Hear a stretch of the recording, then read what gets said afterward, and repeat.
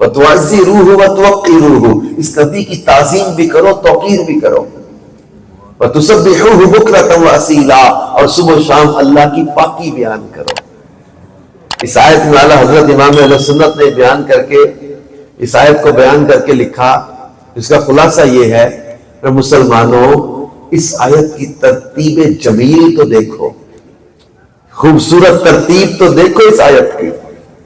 پہلے بیان کیا ایمان، لِتُؤْمِنُوا بِاللَّهِ وَرَسُولِهِ، پھر بیان کیا تعظیم رسول کو، پھر بیان کیا عبادت الہی کو، وَتُسَبِّحُوهُ بُكْرَةً وَأَصِيلًا، صبح و شام اللہ کی پاکی بیان کر.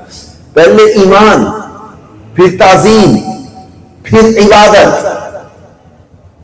جب تک ایمان نہ لائے تعریف و تعظیم کرنا کام نہ دے گا. بتھیرے لوگ نکلے جنہوں نے رسول پاک صلی اللہ علیہ وسلم کے بارے میں تھیسس لکھے، مقالے لکھے، مختلف قسم کے مضمون لکھے، شاعری کر دی، تعریف بھی کی.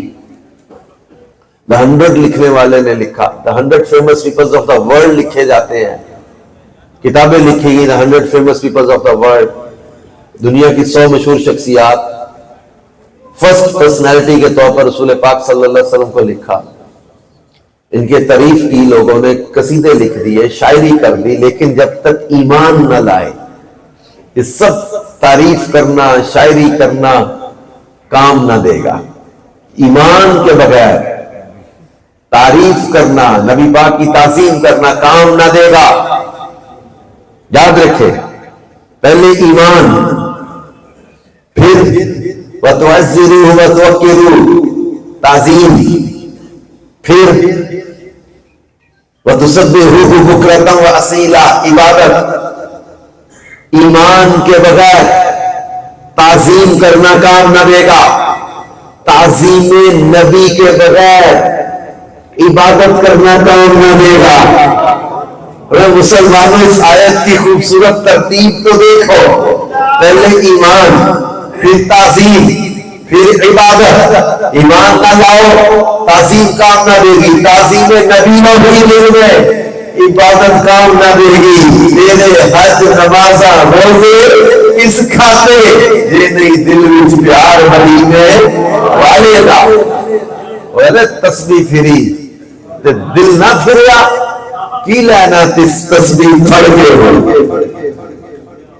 چلے کٹے تے کچھ بھی نہیں کھٹیا، کی لینا چلیا وار کے ہو. علم پڑھیا پر ادب نہ سکھیا، کی لینا علم نو پڑھ کے ہو.